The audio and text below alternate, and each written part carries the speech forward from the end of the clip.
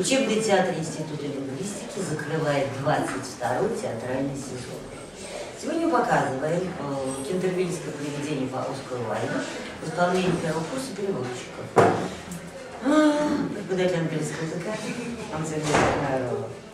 Кто не знает английского языка? Она только вы, да? Я пойму. Но вы видели мультик. Так, английский знают все. Кентревиллское привидение Уайльда не читали. Некоторые есть такие старые, которые читали.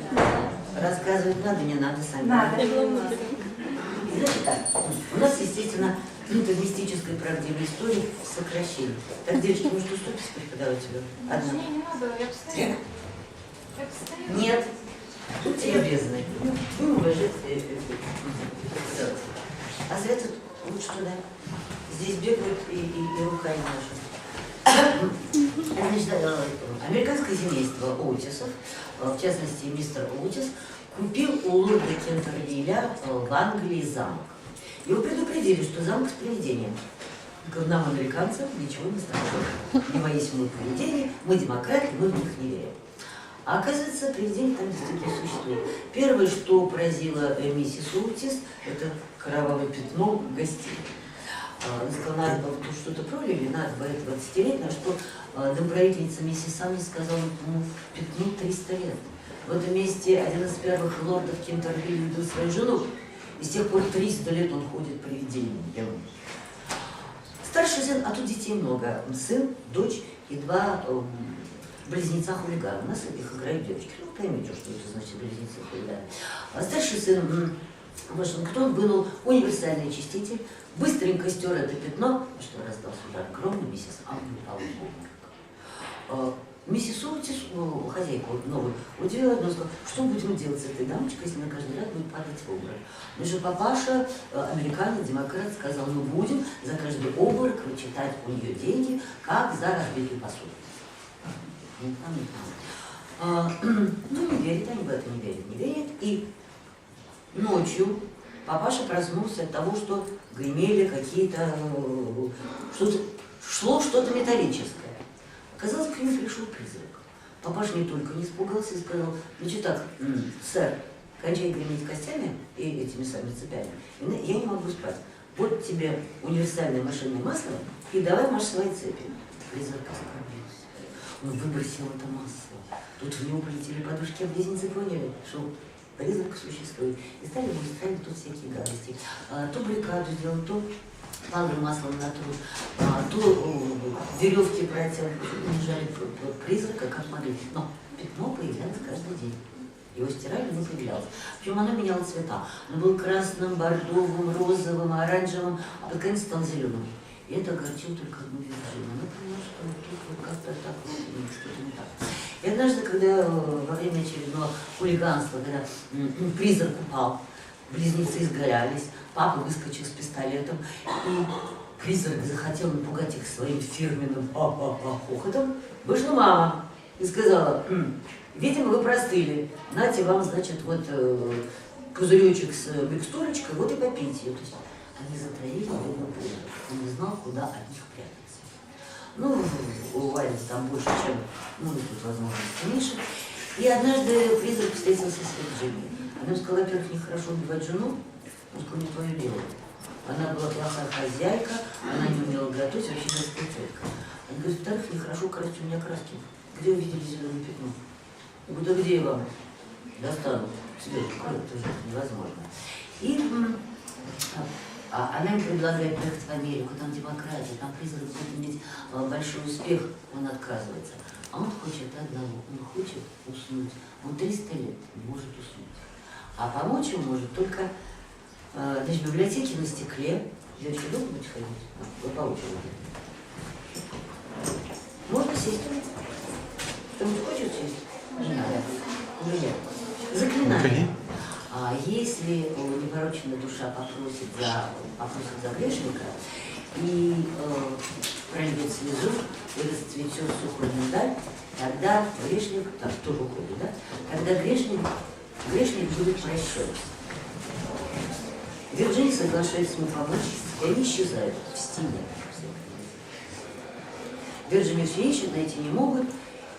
В 12 ночи раздается удар грома, из стены выходит Вирджиния с шкатулкой и говорит, призрак умер, но в благодарность вот оставил коробку с драгоценностями. А близнецы видят в окно, что расцвело сухое миндальное дерево. И Вирджиния говорит, значит, Господь его простил. И все ей говорят, ты ангел. Поняли? Итак, когда мы репетировали последний раз, спектакль ушел около 20 минут. Но сами знаете, что это может быть каторга. Даю третий звонок.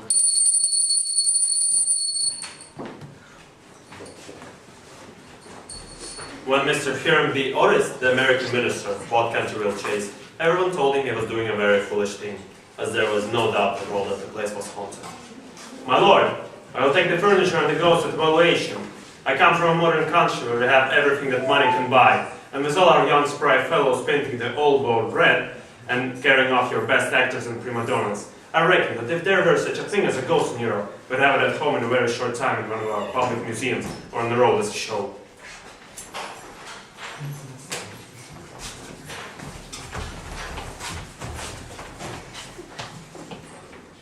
A few weeks after this, the purchase was concluded, and at the close of the season, the minister and his family went down to Kentrevillskoe. As Kentrevillskoe is 7 miles down from Ascot, the nearest railway station, Mr. Otis had telegraphed for a wagoner to come meet them, and they started on their drive in high spirits. Standing on the steps to receive them was an old woman neatly dressed in black silk, with white cap and apron. This was Mrs. Sumney, the housekeeper, whom Mrs. Otis, at Lady Kentreville's owner's request, had consented to keep on in her former position.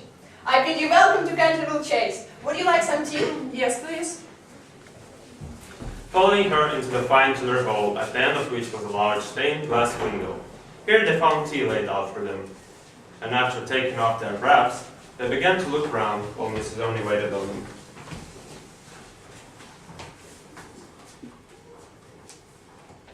Suddenly, Mrs. Otis caught the sight of a dull stain just by the fireplace, and quite unconscious of what it really signified, said to Mrs. Annie, "I'm afraid something has been spilled there." Yes, madam. Blood has been spilled on that spot. How horrid! I don't call care for blood stain in the sitting room. It must be removed at once. It's the blood of Lady Eleanor de Kentreville, who was murdered on that very spot by her own husband, Sir Simon de Kentreville, in 1575. Sir Simon survived her 9 years and disappeared suddenly under very mysterious circumstances. His body has never been discovered, but his guilty spirit still haunts the chase. The blood stain is much admired by tourists and others, and cannot be removed. That is all nonsense. Bickerton's champion stain remover and Paragon detergent will clean it up in no time. And before the terrified housekeeper could interfere, He had fallen upon his knees and was rapidly scouring the floor with a small stick of what looked like a black cosmetic. In a few moments, no trace of the blood stain could be seen. I knew Bickerton would do it.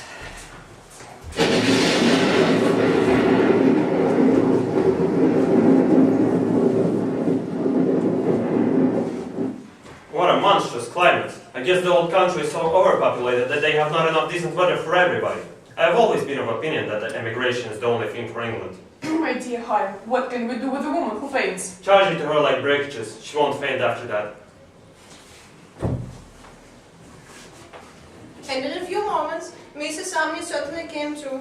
There was no doubt, however, that she was extremely upset, and she sternly warned Mr. Otis to beware of some trouble coming to the house. I have seen things with my own eyes, sir, that would make any Christian's head stand on end. And many a night I have not closed my eyes in sleep for the awful things that are done here. Mr. Otis, however, and his wife warmly assured the honest soul that They were not not afraid of ghosts.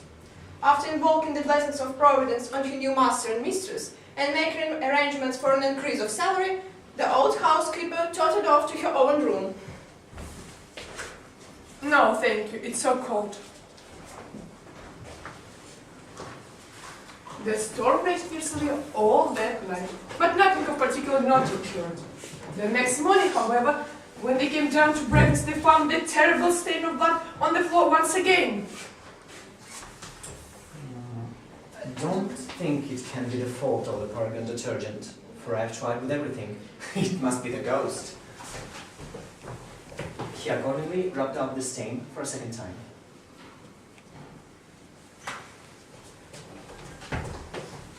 But the second morning it appeared again. The third morning also it was there. Though the library had been locked up at night by Mr. Otis himself and the key carried upstairs. The whole family were now quite interested. Mr. Otis had begun to suspect that he had been too dogmatic in his denial of the existence of ghosts. Mrs. Otis expressed her intention of joining the Physical Society. Washington prepared a long letter to Mrs. Myers and Podmore on the subject of the permanence of sanguineous stains when connected with crime. That night, all doubts about the objective existence of ghosts were removed forever. At 11 o'clock, the family retired, and by past, all the lights were out. Go to bed.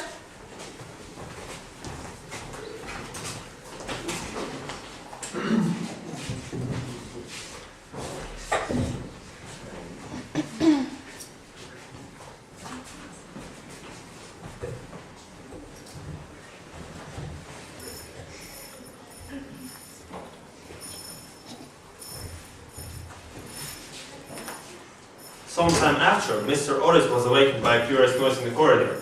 It sounded like the clank of metal and seemed to be coming nearer every moment. He looked at the time. It was exactly 1 o'clock. He felt his pulse, which was not at all feverish, but the strange noise still continued, and with it he heard distinctly the sound of footsteps.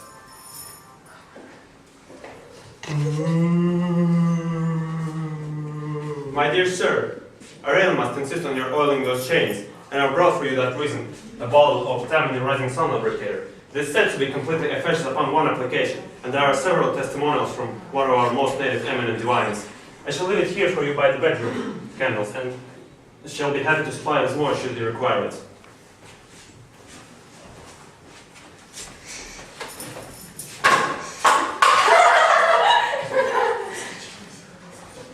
On reaching a small secret chamber in the left wing, he leaned up against the movement to recover his breath and began to try and realize his position. Never in a brilliant and interrupted career of 300 years had he been so grossly insulted, and some wretched modern Americans were to come and offer him the Rising Sun lubricate and threw pills at his head. It was quite unbearable. Besides, no ghost in history had ever been treated in this manner. Accordingly, he determined to have vengeance and remain till daylight in an attitude of deep thought.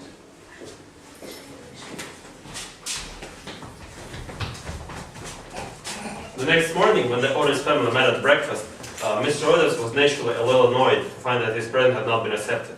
I have no wish to do the ghost any personal injury, and considering the length of time he has been in the house, I don't think it is at all polite to throw pillows at him. On the other hand, if he really declines to use the Rising Sun lubricator, we should have to take his chains away from him. It would be quite impossible to sleep with such a noise going on outside the bedroom. For the rest of the week, however, they were undisturbed. The only thing that excited any attention was the continual renewal of the blood stain on the library floor. This certainly was very strange, as the door was always locked at night by Mr. Otis, and the windows kept closely barred. The chameleon-like color also of the stain excited a good deal of comment. Some mornings it was a dull red, then it would be vermilion, then a rich purple, and once, when the family players came down for the simple rites, according to the simple rites of Free American Reformed Episcopalian Church, they found it a bright emerald green. These kaleidoscopic changes naturally amused the party very much, and bets on the subjects were freely made every evening.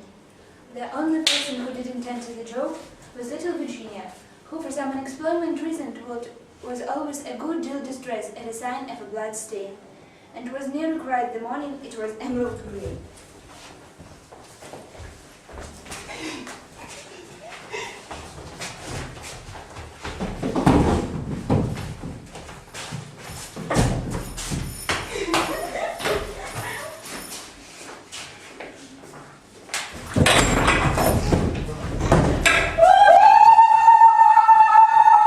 Hands up! I'm afraid you are far from well, and I have brought you a bottle of Dr. Darbo's tincture. If it is indigestion, it will be a foul. The most excellent remedy.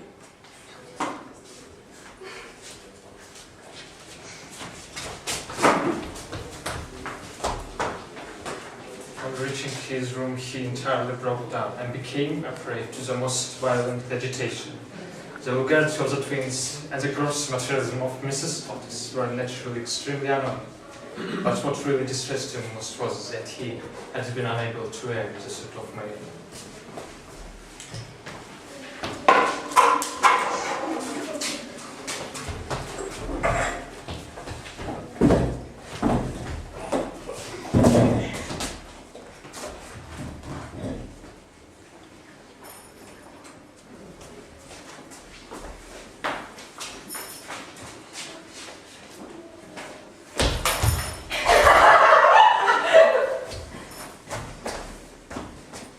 He was not left unmolested. Strings were continually being stretched across the corridor over which he tripped in the dark, and on one occasion, while dressed for the part of Black Isaac or the huntsman of Uglywood, he met with a sore fall through treading on a butter slide. These piece was constructed from the entrance of tapestry chamber to the top of the oak staircase.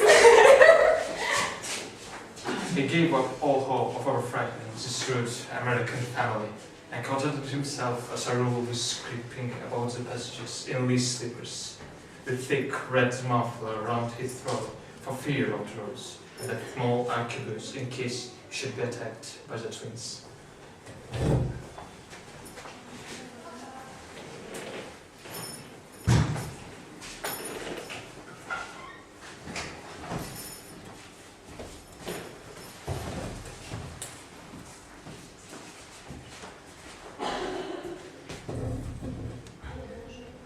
I'm so sorry for you, but my brothers are going to eat tomorrow, and then, if you behave yourself, no one will annoy you. It is absurd asking me to behave myself, quite absurd. I must rattle my chains and groan through cables, and walk about at night, if that is what you mean. It's my only reason for existing. It's not reason at all for existing. You know you have been very wicked. Mrs. Amney told us, the first day we arrived there, that you had killed your wife. Well, I quite admit it, but it was a purely family matter, and concerned no one else. It's very wrong to kill anyone. Oh, I hate the cheap sort of absurd ethics. My wife was very plain, never had my ruffs properly starched, and knew nothing about cookery. Why, there was a back I had shut in Uglywood, a magnificent brigand, and do you know how she had it sent up to table? However, it's no matter now, for it is all, and I don't think it was very nice of her brother to starve me to death, though I did kill her. Starve you to death? Oh, Mr. Ghost, I think so, Simon. Are you hungry? I have a sandwich in my case. No, I never eat anything now, but it is very kind of you all the same, and you are much nicer than the rest of your horrid, rude, vulgar, and dishonest family. Stop! It's you who are rude and horrid and vulgar. As for dishonesty, you know you stole paint out of my box to try up and furbish that ridiculous blood stain in the library. First you took all my reds, including the vermilion, so I couldn't do any more sunsets. Then you took the chrome yellow and emerald green, and finally I have nothing left but indigo and Chinese white, and could do only moonlight senses, which are always depressing to look at, and not very easy to paint. I never told on you, so I was very much annoyed, and the most ridiculous the whole scene. For who ever heard of emerald green blood? Well, really, what was I to do? It's a very difficult thing to get real blood nowadays, and as your brother began it with all his arrogant detergent, I certainly saw no reason why I should not have your paints. As for color, it is always a matter of taste. They can't always have blue blood, for instance, the red blues in England. But I know you Americans don't care for things of this kind. You know nothing about it, and the best way is to emigrate and improve your mind. My father will be too happy to give you a free passage. So there is a heavy duty on spirits of all kinds, and there will be no problems with Custom House, as officers are all Democrats. Once in New York, you're sure to be a great success. I know a lot of people there who will be very happy to have a grandfather, and much more to have a family ghost. I don't think I should like America. I suppose because we have no ruins and no curiosities. No ruins, no curiosities. You have any manners. Good evening. I will go and ask Papa to get twins an extra week holiday. No, please don't go, Miss Virginia. I'm so lonely and so unhappy, and I really don't know what to do. I want to go to sleep and I cannot. That's quite absurd. You have merely to go to bed and blow out the candle. It's very difficult sometimes to keep awake, especially at church. But there is no anything difficult about sleeping. Why, even babies know how to do that, and they're not very clever. I have not slept for 300 years. For 300 years I have not slept, and I am so tired. Poor ghost. Have no place where you can sleep. Far away, beyond the pines, there is a little garden. There's a grass grows long and deep. There's a great white stars of the hamlet flower. There is nightingale sings all night long. All night long he sings, and the cold crystal moon looks down, and the yew tree spreads out its giant arms over the sleepers. You mean garden of death? Yes, death. Death must be so beautiful, to lie in the soft brown earth, with the grass waving above one's head, and listen to silence. To have no yesterday and no tomorrow, to forget time, to forgive life, to be at peace. You can help me. You can open for me the portals of death, house. For love is always with you, and love is stronger than death is. Have you ever read the old prophecy on the library window? Oh, often. I know it quite well. It's painted in ridiculous black letters, and there is difficult to read. There are only 6 lines. When a golden girl can win, prayer from out the lips of sin, when in barren element breeze, and a little child keep away it is, then shall all the house be still, and peace come to Kentreville. But I don't know what they mean. They mean that you must weep with me for my sins, because I have no tears, and pray with me for my soul, because I have no faith. And then, if you have always been sweet and good and gentle, the angel of death will have mercy on me. You will see fearful shapes in darkness, and wicked voices will whisper in your ear, but they will not harm you. For against the spirit of a little child, the powers of hell cannot prevail.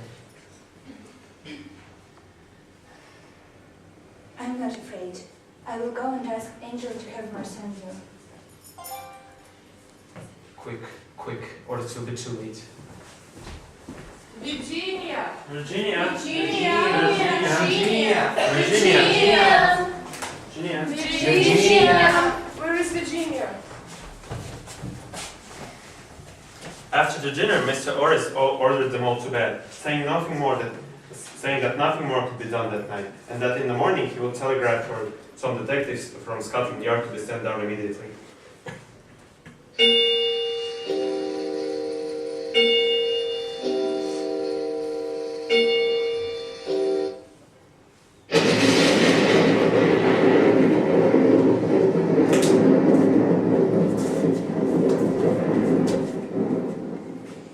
Good heavens, child, where have you been? I have been riding all over the country looking for you, and your mother has been frightened to death. You must never play these practical jokes anymore. Except on the ghost! Except on the ghost! My own darling, thank God you're found. You must never leave my side again. Papa, I have been with the ghost. He's dead. He had been very wicked, but he was really very sorry for all that he had done. He gave me the box of a beautiful cherries before his death. Hello, hello! The old wizard almond tree has blossomed. We can see the flowers quite faintly in the moonlight. God has forgiven him. You are an angel.